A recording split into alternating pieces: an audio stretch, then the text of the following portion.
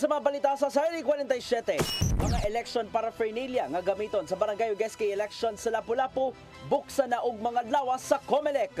Gawas sa eleksyon, kapulisan sa Central Visayas nangandam na usab sa kalag-kalag karong Nobyembre.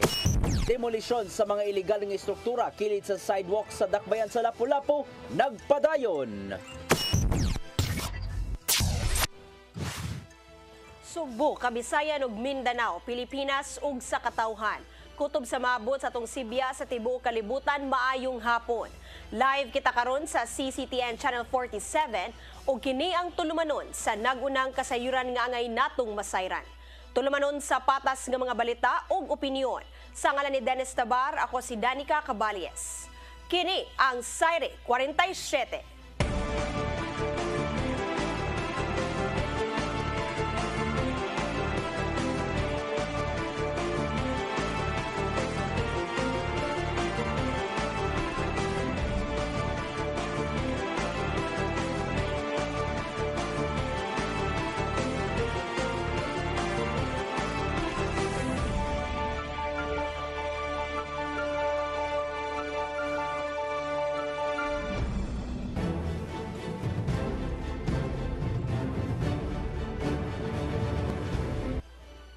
Ug karon sa kompletong detalye sa mga balita.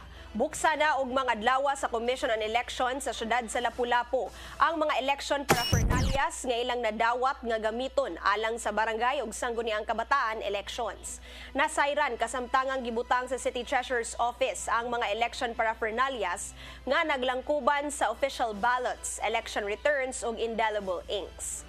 Sa notisya nga gipirmahan ni Attorney Ann Janet Lamban ug Acting City Treasurer Claire Cabalda, ilang giauhag ang mga kandidato nga mo-witness sa pagbukas sa maong mga election paraphernalias alang na sa pag-alokar niini ngadto sa mga barangay. Mahimo ra hinuong mopadala og representante ang mga kandidato basta lang nga ilaha kining hatagan og authorization letter. Land Transportation Office sa Central Visayas ni abli sa bagong District Office sa Barangay Tipolo, Syudad sa Mandaue. Ang District Office sa Mandaue gisirad-an ni adtong Enero tungod sa bagong pagpanag-iya sa J Center Mall ug renovation niini. Ang kasayuran ni hatod ni Mary Rose Sagarino. Holy Lord, Almighty Father and everlasting God, be pleased to bless all the altars of this office, that it may be a saving help to mankind. Let it be a support of faith and an encouragement to do good works at the service of our brothers and sisters. Opisyal nga giablihan sa Land Transportation Office sa Central Visayas ang bagong Mandaue City District Office kaganinang buntag. Ang bagong District Office nahimutang sa 3rd floor sa City Times Square 2 sa Barangay Tipolo. Ang tanang registration o pagkuha sa lisensya ang mahimo nang ma-avail sa buhatan. Ang District Office adunay gidak-on nga 650 square meters o gikonsidera nga usa sa pinakadako nga buhatan sa LTO sa rehiyon. Kini giingong makaakomodar og 400 ka mga kliyente sa matag adlaw. Today marks a momentous occasion as we gather to open the Mandaue LTO District Office and Licensing Center. And with the LTO Mandaue District open, this allows our residents not to go far, great distance, just to avail the basic services. And this convenience does not only save time, but it allows us to make the entire process smoother and most efficient. This move is something laudable.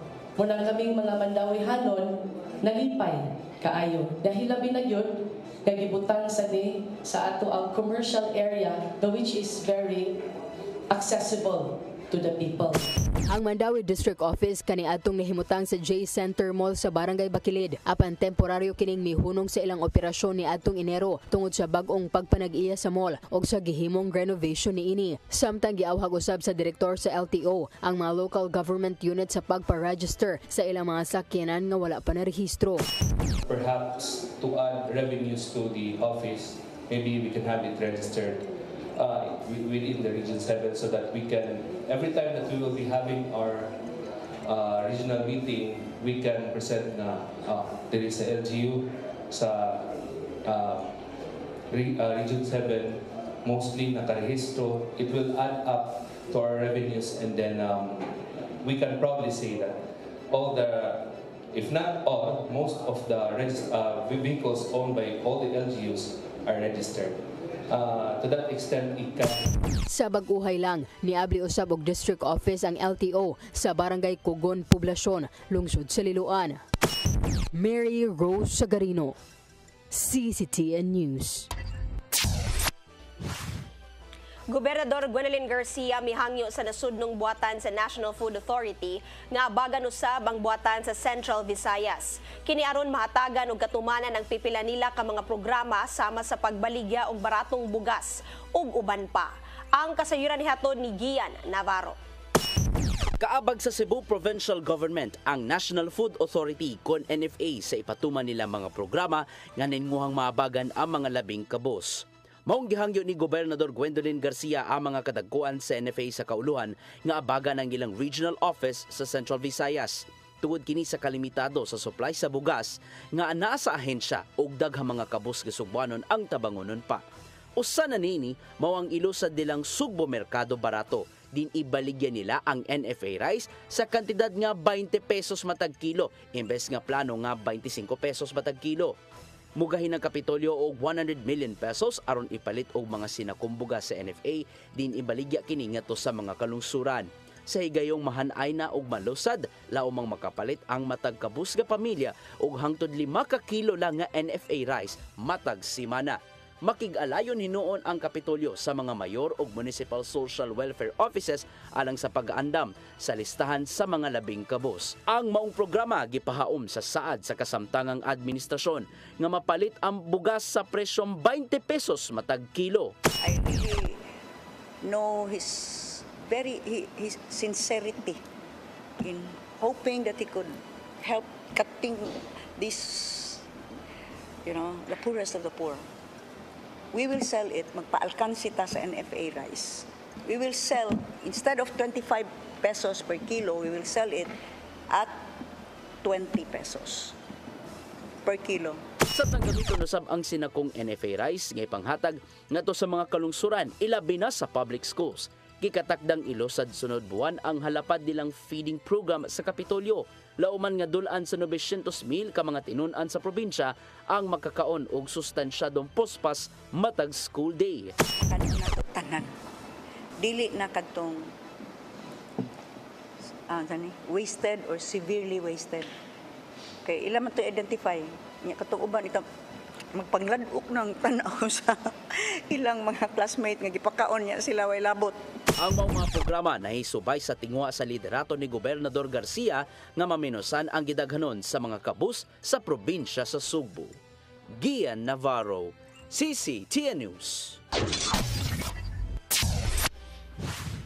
Ibalik na karong Enero sunod tuig ang obra negosyo eskwela sa Kapitolyo human sa kapin usa ka dekada nga pagpaabot.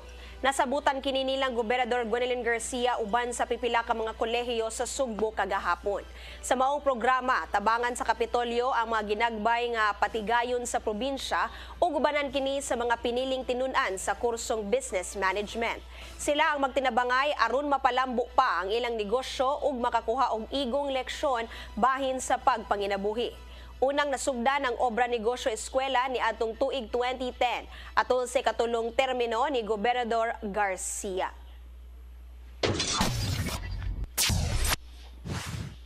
Kagamhanan sa dakbayan sa Sugbo magtukod og duha ka rainwater catchment dam sa sulod sa Maria Luisa subdivision aron maminusan ang problema sa baha. Subay niini, istriktuhon na sa pagpatuman sa City Hall ang ordinansa pag-require sa mga subdivision nga magbutang yun og rainwater catchment facility. Ang kasayuran nihatod ni Shariza May Uy. Giulagoy sa Task Force Gubat sa Baha nga ang pagtukod sa duha ka rainwater catchment dam sulod sa Maria Luisa Subdivision dako kini nga ikatabang sa pagmenos sa problema sa baha sa maabot sa mga major nga karsada sa barangay Talamban, Apas ug Banilad. Kini mao nakita nga solusyon atol sa kaypigayon nga ocular inspection sa Task Force Gubat sa Baha og ni Konsehal Jerry Guardo, ang chairman sa Committee on Infrastructure sa Konseho sa Dakbayan sa Sugbo. Base sa City Ordinance 2103 kung pag-require sa mga subdivision nga pagtukod sab og rainwater catchment facility sa matag usa ka hektarya nga property, kinahanglan nga magbutang og rainwater catchment nga mamahimo nga makapundo og 200 cubic meter ug tungod kay adunay gilapdon nga 20 hektarya ang mga subdivision, gipangayuan sila sa syudad og 26,000 cubic meter rainwater catchment dam. Upon checking sa ilang record, this is already about 220 hectares ang ilang expanded development diri sa Maria Luisa. So minus ang open space, that's more or less mga 26,000 cubic meter ang required na i-build nila nga retention pond. So we have already identified as per recommendation ni Harold sa atong disaster, duha ka area ang possible nga we can recommend for them nga i-build nila, i-construct nila ang retention pond 1. Dugang ni Guardo nga base sa ilang gipaygayon nga ocular inspection, ilang nakita nga kasamtangan adunay gamay nga lagoon sa sulod sa subdivision apan kuwang pakini nga mosalo sa tubig sa sapag gikan sa Mahiga Creek. Tungod niini mobutang og duha ka rainwater catchment ang management sa subdivision nga duol sa Mahiga Creek ug sa sitio Tayom. At least feasible. Now, once this will be constructed, ang katong sa Mahiga, that will help mitigate ang runoff water padung sa Mahiga Creek. And this one, ang sa Lower Tayom, once we also mitigate construction of the rainwater catchment, this will also help mitigate nga lesser ang runoff water padung dito sa downstream, particularly dito sa Talamban o sa Maria Luisa Subdivision. Gipasabot ni Harold Alcontin, ang Pangulo sa Cebu City Disaster Risk Reduction Management Office, nga tol silang gipaygayon nga assessment sa sunod-sunod nga grabing pagbaha sa barangay Talamban ug Banilad, ilang nabantayan gyud nga grabe ang gidaghanon sa tubig nga mugawas gikan sa sapa tungod kay walay musala gikan sa ubos nga bahin, ilabi na sa habig sa Toyom areas ug sa Mahiga Creek. Hinuon masaligon sa Alcontin nga kung matukod na ang maong water catchment, dako kini nga matabang sa pagkunod sa tubig baha ngadto sa mga major nga dalan sa barangay Talamban, Banilad ug Apas. Flooding, nag-intervention sa amin dito sa Ubo, sa Santo Niño, sa Jipanes, until diri nakita na to nga ang ilahang gabyong dams kuan gyud kayo, silted na kayo nya 10% o nya ang most of the water nga gikan diri gud tanan dako siya catchment. So that's why when Guardo asked me to attend this meeting, ang one recommendation kani gyud dayon dito, so mo ni siya immediate para alibyuhan na to ang San Carlos nga UEC nga area nga mag-flooding. Samtang gipaybalo sa Pangulo sa Homeowners Association sa Maria Luisa Park Association nga si Cesar Asansa nga andam sila moabag sa syudad ug mosunod kung unsa ang mando sa syudad. Gani aduna sila'y kasamtangan nga gikontrata nga kontraktor nga motrabaho ning ini. It's actually functioning, but because of the volume of the rainwater now, so we also have our own plans na pending na lang sa OBO, and then together with the city, so kung unsay findings, we're also willing to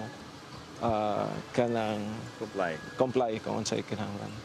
Gani gipakita nila sa Task Force Gubat sa Baha ang plano sa pagbutang sa rainwater catchment facility nga buhaton. Sherry Zamiuy, CCTN News. Musunod, gawas sa eleksyon, kapulisan sa Central Visayas nangandam na usab sa kalag-kalag karong Nobyembre. Kana uguban pa mga balita sa magbalik sa Sayri 47.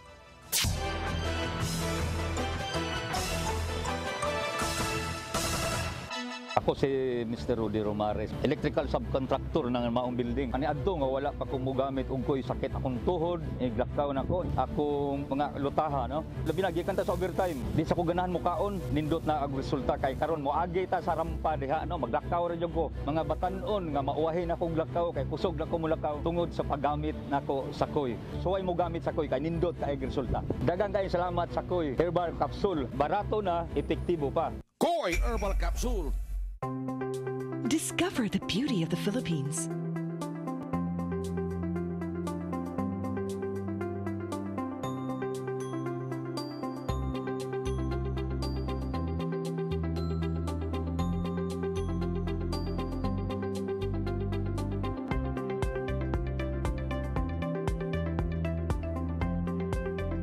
Philippine Airlines, the country's flag carrier.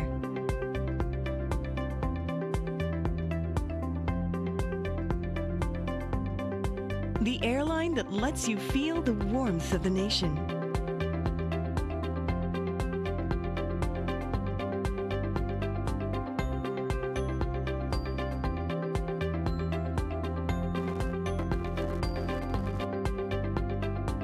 Mabuhay!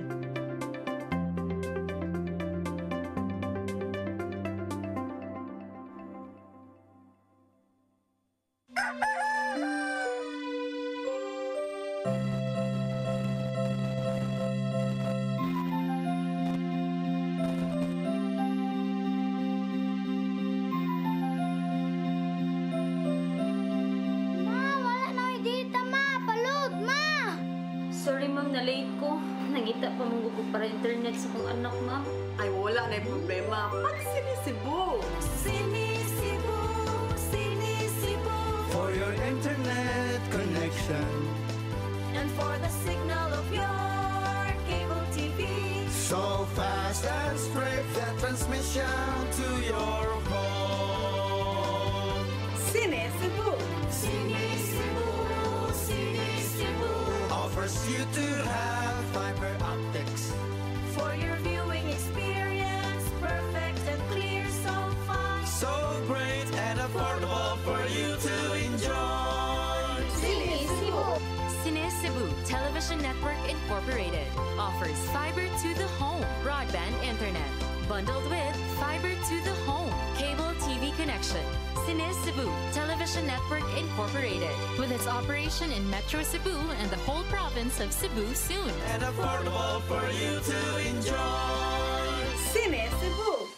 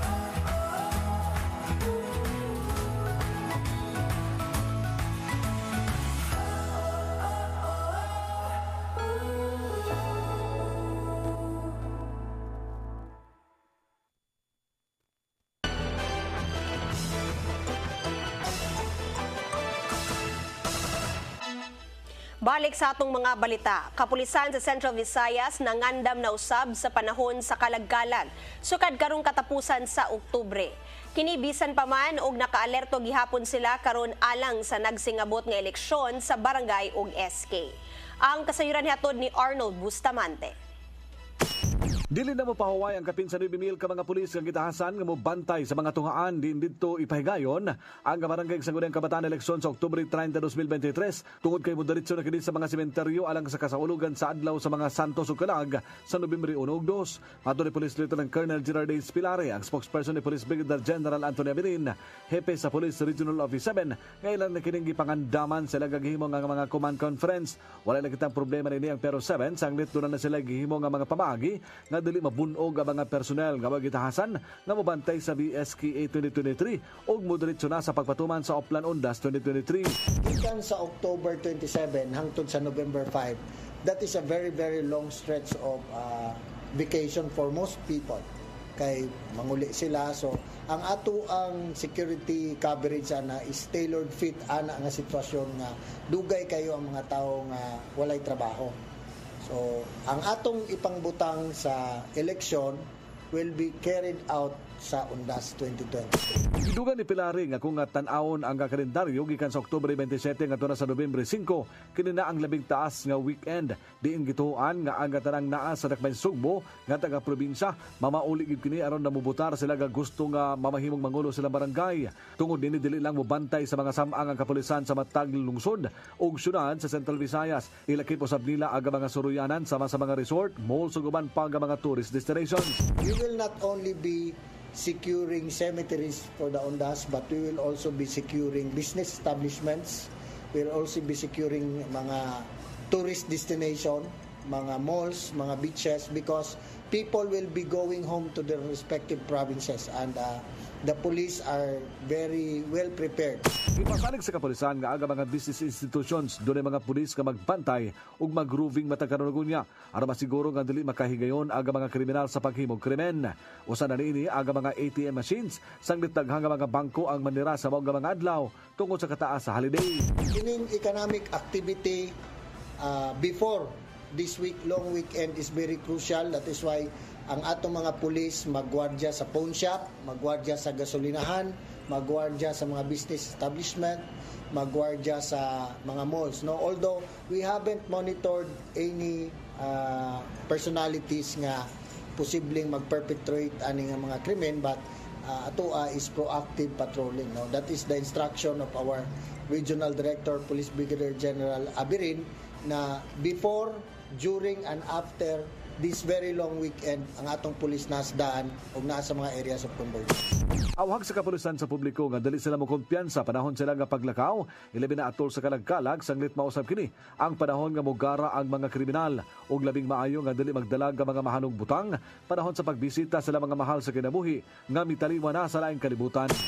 Arnold Bustamante, CCTV. LTFRB 7 ug LTO 7 mupahigayon nag-inspeksyon sa mga sakyanan sa terminal aron masiguro nga roadworthy kini hilabihan nga gilauman nga daghan tawo manguli sa long weekend sa kalagkalag. Gipaniguro sab nga aduna ray igong gidaghanon sa sakyanan sa maong panahon. Ang kasayuran hatod ni Mary Rose Sagarino. Mupahigayon og inspeksyon ang Land Transportation Franchising and Regulatory Board o Land Transportation Office sa mga sakyanan sa terminal aron masiguro nga sila roadworthy. Kinihilabihan nga gilauman nga daghang tawo ang manguli sa kalagkalag. Kaya di maginato na i-allow, no? O medyo kalbo na ang ligid. Then, ang kasagaran kita mong makita ka nang dunay kuwang istadbol. Mundagan maghihapon, manguban. Muna nga mong di na mo i-allow nga mudagan. Then, nagihapon sila yung multa ingon ana. Tuyog sa LTFRB sa pagpang-inspeksyon ang Highway Patrol Group. Lauman usab nga ipaubo sa drug testing ang mga driver o konduktor sa mga sakyanan sa terminal. Matud pa sa pangu sa LTO 7 nga si Regional Director Glenn Galario. Gawas sa mga terminal, mupakatapos sab og personnel ang LTO sa nagkadaiyang kadalanan, hilabi na dapit sa mga menteryo. Sa kalag-kalag nga tayo Oplan nga gi-prepare, nagsugod na kita last week pa until 1 week after sa atong kalag-kalag. You will see visibility dito sa mga major ng mga areas, no, sa cemetery as well as nearby ng mga areas sa cemetery to ensure the compliance of traffic rules para road safety. Samtang LTFRB ang nag-issue na usab og special permit sa mga pampublikong bus aron mo supplement sa mga nagbiyahe nga bus. Hilabihan nga gilauman ang pagdagsa sa mga pasahero sa umaabot nga kalagkalag. Gipaniguro nga aduna ray igong gidaghanon sa mga sakyanan. Long weekend, no, daghang holidays ana. So magdungan na sila og uli kanan ang higayon na mo atong gibutangan og daghan nga mga units pod. Pero dili po na siyang mudugay, no? Kanang siguro sa pag-start na to ana Friday o next week, Friday o Saturday kana mo atong daghanan and pagbalik na po nila mo atong isyuhan na po og pagbalik. Mary Rose Chagarino, CCTN News. Mga persons with disability gikan sa mga kalungsuran sa Sugbo hatagan og dakong tabang sa Kapitolyo. Pinagi kini sa libreng medical services ug pagpahimo sa mga livelihood programs. Ang kasayuran hatod ni Gian Navarro. Mas hatagan og dakong pagtagad sa Kapitolyo sa Sugbo ang mga persons with disability kon PWD gikan sa mga kalungsuran. Gibutyag ni Gobernador Gwendolyn Garcia nga sa mosunod nilang Caravan of Services, muhatag og mas dakong tabang ang Kapitolyo ngadto kanila.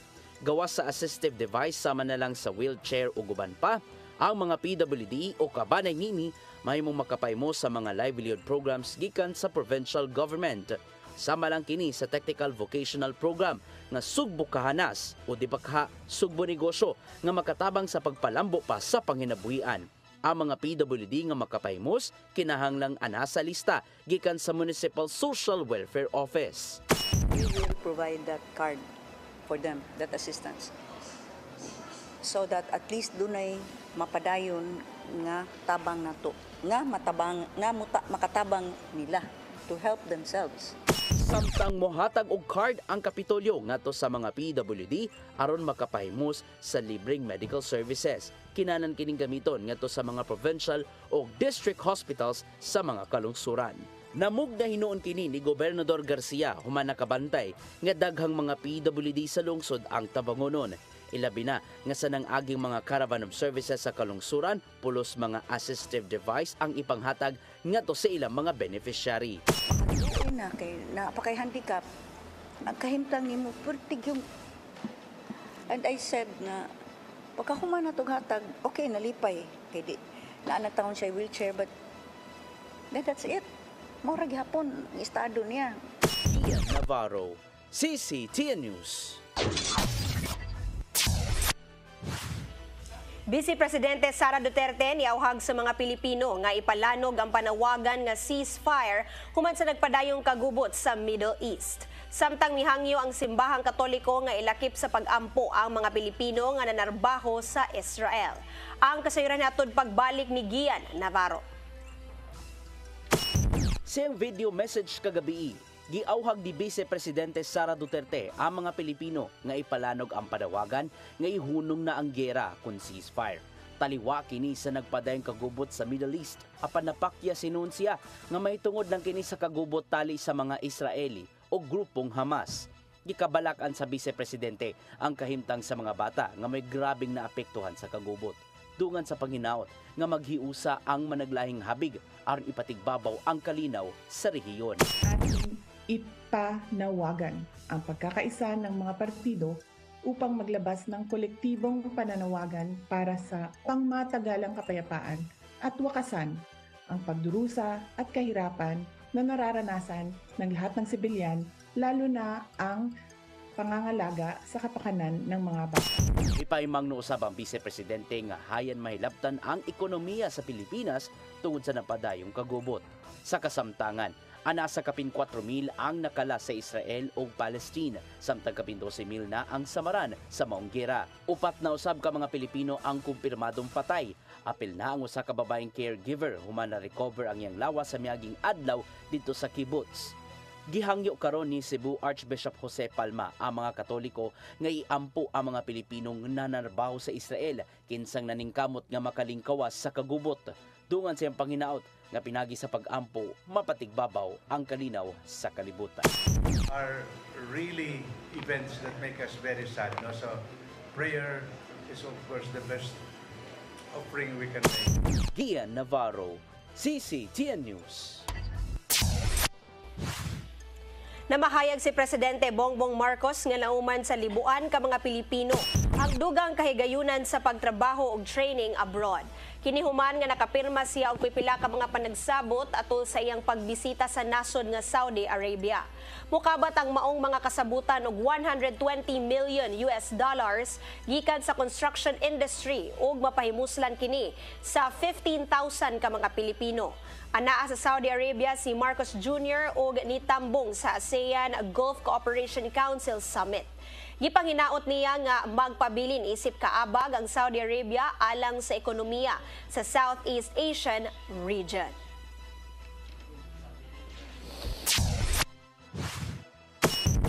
Musunod, demolisyon sa mga iligal nga istruktura kilid sa sidewalk sa Dakbayan sa Lapu-Lapu nagpadayon. Kana uguban pa mga balita sa pagbalik sa Sayri 47.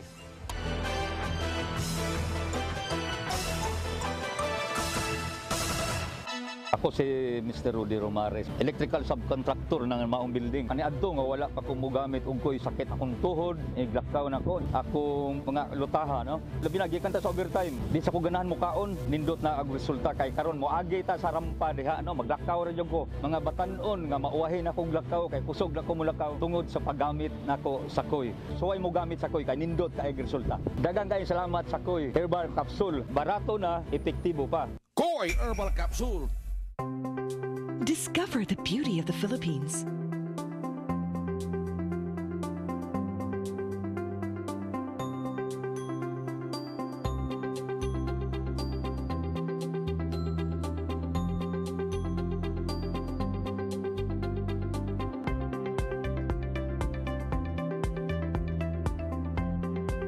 With Philippine Airlines, the country's flag carrier.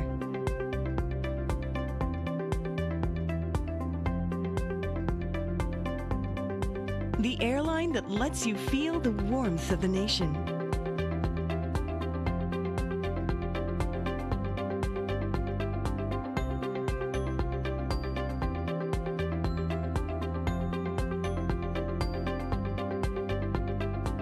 Mabuhay.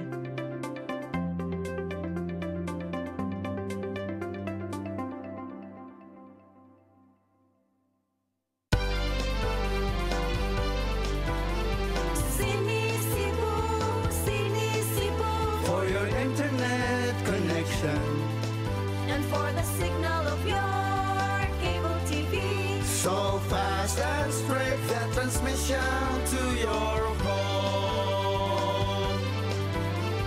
Sini Cebu Offers you to have fiber optics.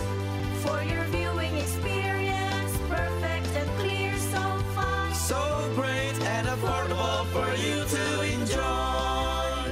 Cine Cebu Television Network Incorporated offers fiber to the home broadband internet bundled with fiber to the home cable TV connection. Cine Cebu Television Network Incorporated with its operation in Metro Cebu and the whole province of Cebu soon. Sini Cebu For your internet connection and for the signal of your cable TV.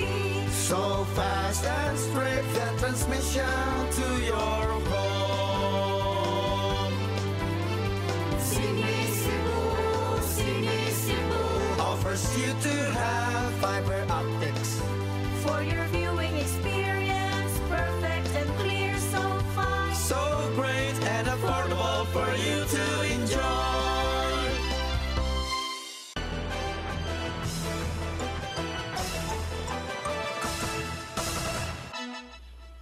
Balik sa atong mga balita, nagpadayon ang gihimong demolisyon sa clearing team sa syudad sa Lapu-Lapu patok sa mga ilegal nga istruktura kilid sa sidewalks. Karong semanaha, lakip nga ilang gi-clear ang mga nakabalda sa sidewalk sa ML Quezon Highway sa Barangay Paho.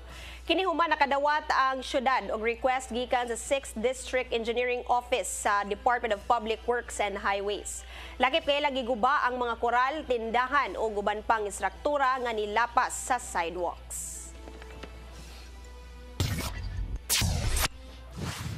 May bisita sa Sugbo ang bagong France Ambassador to the Philippines. Isip unang lugar nga gibisita human nga nag-courtesy call kang Presidente Ferdinand Bongbong Marcos sa Malacañang. Lakip sa gipakigkitaan ni Marie Fontanel sa Cebu City Mayor Michael Rama o Governor Gwen Garcia. Ilang gisgutan ang gibuhat sa national government og syudad sa implementasyon sa bus rapid transit diin ang Europa maoy nag-una sa maong high-end transport system. Gani kaabag sa gobyerno sa pondo sa katukuran sa BRT nga nagpondo niini ang World Bank o AFD.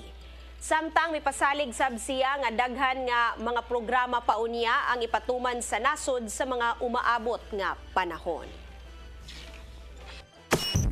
Social protections are really, really important in our cooperation. Part of the cooperation, and I cannot but mention the question of human rights, part of our cooperation is also about advocating for human rights, women's rights. And I mean, we do that all over the world. France is quite well known for our universal diplomacy on human rights. Mao kadto naglangkob sa ato mga balita sa Saire 47. At ang lamdag ni Tatay Dodong Limchua nga musunod karon dayon. Sa ngalan ni Dennis Tabar, ako si Danica Cabales. Hangtod Lunes pohon sa inyong paboritong tulumanon. Saire 47.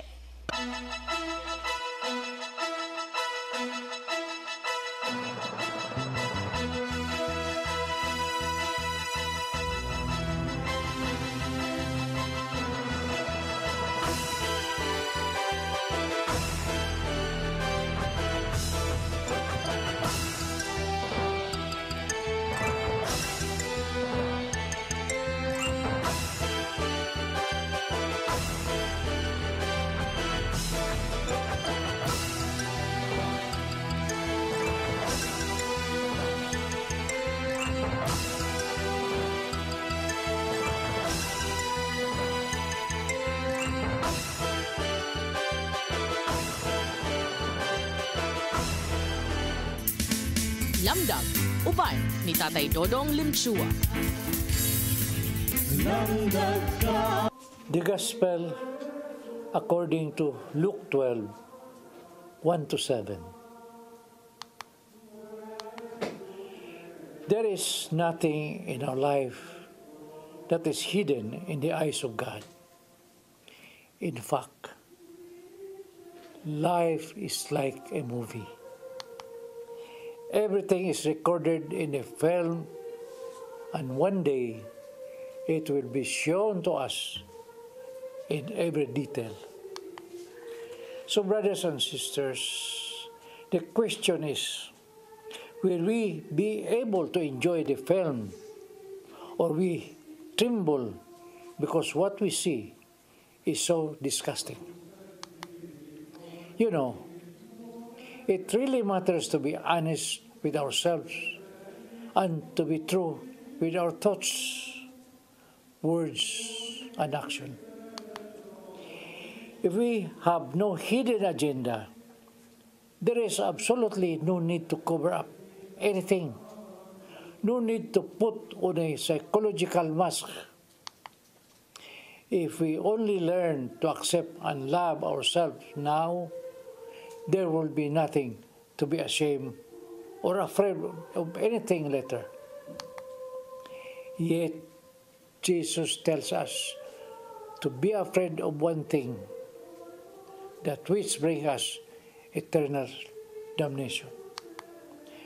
We have to be on guard at all times, for the thief can come at unknown times and rob us of our happiness and dignity.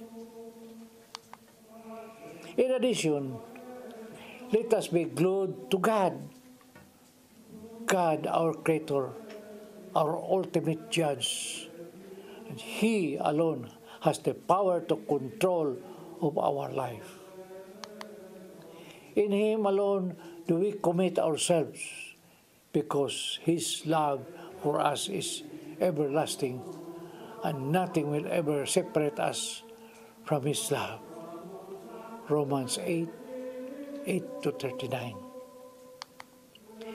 Fear of God means we work to please Him at all times by our behavior. He is our all-seeing, all-knowing God. God who sees everything and who knows everything about us. But He is also our loving Father who dispels our fears. brothers and sisters, Jesus assures us that we have nothing to be afraid of because we are worth more than birds.